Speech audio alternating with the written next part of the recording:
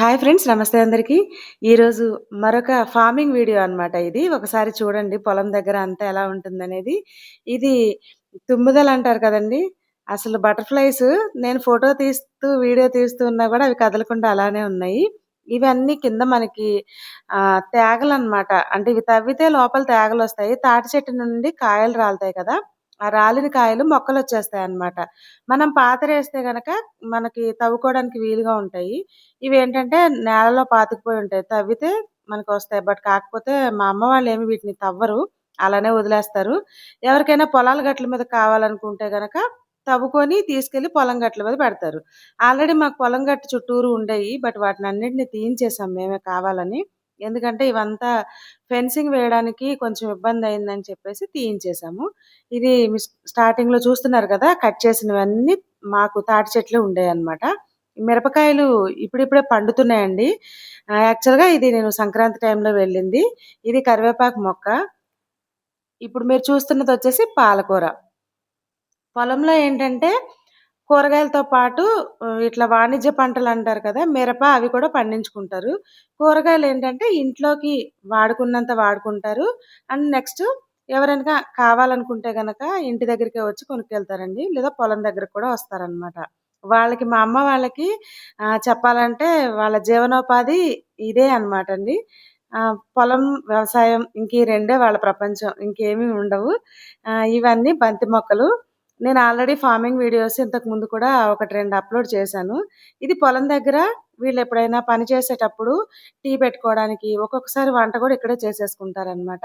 Evening time మళ్ళీ ఇంటికెళ్ళి tea పెట్టుకొని అలా కాకుండా కొద్దిగా ఇక్కడే కొంచెం అట్మాస్ఫియర్ బావుండడానికి ఇలా పూల మొక్కలండి. పూల మొక్కలెందుకంటే మనం వేసిన పంటకి పురుగులనేవి వీటిని అట్రాక్ట్ చేస్తాయి పూల మొక్కల్ని.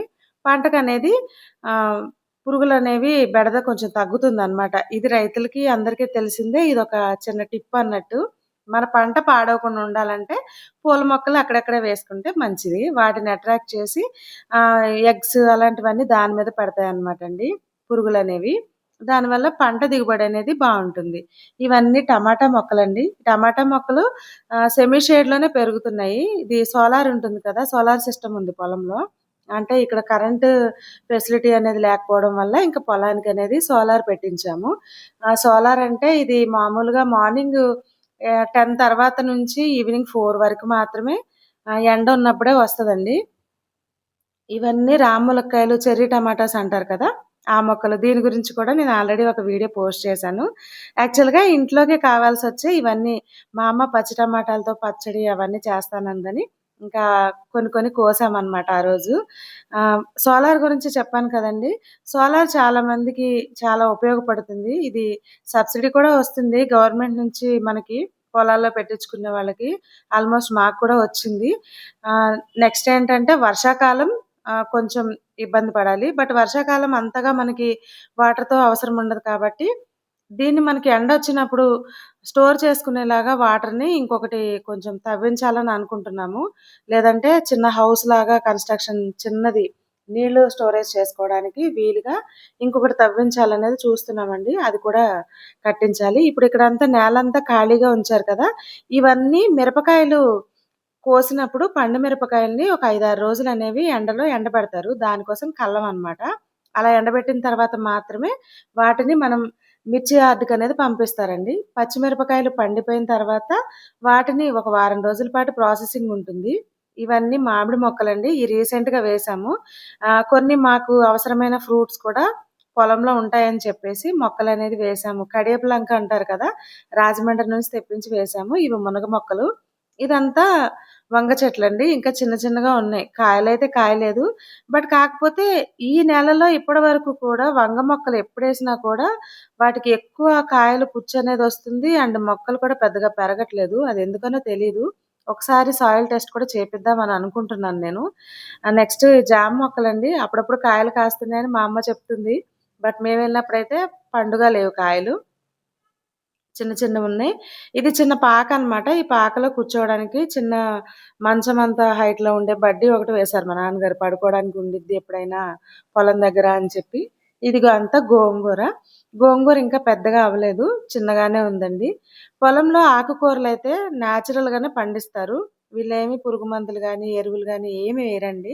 వాటంతటికి అవే నేచురల్‌గా పెరుగుతాయి, పండుతాయి కూడా. ఇదంతా గూడా దొండపాదు. దొండకాయలు కూడా ఎక్కువగానే కాస్తున్నాయండి. దొండపాదు, చిక్కుడుపాదు 2 ఉన్నాయి. చిక్కుడుకాయల సీజన్ కదండీ! ఇప్పుడే మొత్తం పూతనేదొస్తుంది. అక్కడ కొంచెం ఎండిపోయినట్టుగా ఆకులున్నాయి కదండీ! అవి తమలపాకులనమాట. ఇదిగోండి ఇది ఇప్పుడు నేను చూపించబోయే మొక్క ఒక స్పెషల్ ఉంది దీనికి. ఇది అరకులో నేను అక్కడ ఒక లాస్ట్ టైమ్ ఒక వీడియో పెట్టాను నేను. అరకులో మేము ఫ్రూట్స్ అవి కొనుక్కున్నామని. ఆయన దగ్గర పైనాపిల్ మొక్క కూడా తీసుకున్నప్పుడు పైన ఉన్న మొక్కని నేను తీసుకొచ్చి మా పొలంలో నాటాను. గుర్తుగా ఉంటుందని. కొన్ని ఇలాంటివి చిన్న చిన్న మెమోరీస్ కూడా నాకు చాలా ఇష్టమనమాట. ఇది తాటాకులు కప్పిందంతా కొత్తగా మళ్ళీ కొత్తిమీర వేశారు. ఆల్రెడీ ఇదంతా గూడా కొత్తిమీరండి. ఈ కొత్తిమీర ఎదిగేలోపు పక్కన మళ్ళీ వేశారనమాట. ఎందుకంటే రెగ్యులర్‌గా కొనుక్కునేవాళ్ళు ఎవరైనా హోటల్ వాళ్ళు గానీ, ఇళ్ళలో కానీ చికెను, మటన్ ఇలా వండినప్పుడు తీసుకుంటారనమాట మా అమ్మ వాళ్ళ దగ్గర. ఇక ఇదంతా అయిపోయేలోగా మళ్ళీ పక్కనది వస్తుంది. అదయిపోయేలోగా మళ్ళీ వీళ్ళు ఇదంతా నేల చదును చేసేసుకొని మళ్ళీ ఇక్కడ చల్లుకుంటారు. ఈవినింగ్ టైమ్ అండి. ఆల్రెడీ సంక్రాంతి రోజు కావడంతో కనుమ రోజు నాన్ వెజ్ ఎక్కువ తింటారు గదా! ఎక్కువ అవసరమవుతుందని కొద్దిగా ఎక్కువగానే ఇదంతా కోసి కట్టలు కట్టుకొని వెళ్ళాము. మా నాన్నగారు ఆల్రెడీ ముందే వెళ్ళిపోయారు. ఈ మొక్కలొచ్చేసి మనకి తెల్లేసరి మొక్కలంటారు కదా! నేను ఆల్రెడీ దీని గురించి ఒక వీడియో పెట్టాను. ఈ మొక్కలుంటే పాములనేవి రావని చెప్పేసి నాకు తెలిసి, ఈ విత్తనాలనేది పొలంలోకి తీసుకొచ్చాను. వీటిని మా అమ్మ అయితే జాగ్రత్తగా ఇలా పెంచింది. చూడండి. మేము మా అమ్మ వాళ్ళ ఊరొచ్చినప్పుడు పాములు రాకుండా ఈ మొక్కలుంటాయని చెప్పాను గదా! ఈ విత్తనాలు తీసుకొచ్చాననమాట. తీసుకొస్తే మా అమ్మ ఇయన్నీ నారబోసింది. ఇది చూసారుగా మొక్కలు ఇలా వచ్చినాయనమాట. చిన్న మొక్కలకి పూలొచ్చేస్తున్నాయి. వీటి తర్వాత కాయలొస్తాయి. ఈ పాములు రాకుండా ఉంటాయని నేను ఈ పొలం చుట్టూరు వేయడానికి ఉంటాయని చెప్పి తీసుకొచ్చాను. తెల్లేసరి మొక్కలు మీకు ఎవరికైనా తెలిస్తే కనుక రైతులకి ఇది ఉపయోగపడుద్దనమాట. పొలాల దగ్గర ఇవి ఉంటే పాములు అనేవి రావు. మీరు కూడా ఎవరికైనా ఇన్ఫర్మేషన్ తెలిస్తే కనుక పాస్ చేయండి ఇన్ఫర్మేషన్ని. నేను ఈ మొక్కలు ఎందుకు తీసుకొచ్చానంటే ఇంత దూరం ఎవరింటి దగ్గర వేస్తే పాములు రావు కాబట్టి ఇదంతా ఏజెన్సీ ఏరియా కదా, వాళ్ళు ఎవరైనా వేసుకుంటారని యూజ్ అవుతాయని తెచ్చాను. బట్ నేను తెచ్చిన విత్తనాలు మా అమ్మ పడేయకుండా ఇంకెంత మొక్కలు చేసింది. ఇవి విత్తనాలు యాక్చువల్గా నాది ఫుడ్ది వెబ్సైట్ ఉంది కదా, నెక్స్ట్ టైం నుంచి నేను ప్లాన్ చేస్తున్నాను అనమాట. ఫార్మింగ్కి సంబంధించి ఏవైనా విత్తనాలు ఉంటాయి కదా, వెరైటీగా ఫ్లవర్స్ కానీ అలాంటివి, ఫుడ్ బిజినెస్ అనేది నేను హోమ్ ఫుడ్ బిజినెస్ ఉంది కదా, ఎవరైనా ఆర్డర్ పెడితే వాళ్ళకి ఫ్రీగానే విత్తనాలు అనేవి ఏవో ఒకటి వాళ్ళకి ఇవ్వాలని నేను డిసైడ్ అవుతున్నా. చూద్దాం. ఇక్కడ విత్తనాలు అనేవి నేను సేకరించి వాటిని మీకు అందించాలని నా చిన్న ప్రయత్నం అనమాట. ఈ వీడియో ఇంతవరకు చూసినందుకు థ్యాంక్ యూ ఫర్ వాచింగ్. ఇంకా ఈ పొలం దగ్గర అన్ని కోసేసుకొని ఇంటికైతే బయలుదేరిపోయాము. ఈ చిన్న వీడియో నచ్చితే ఒక లైక్ చేయండి. అండ్ నా ఛానల్‌లో వీడియోస్ నచ్చితే ఫాలో చేయండి.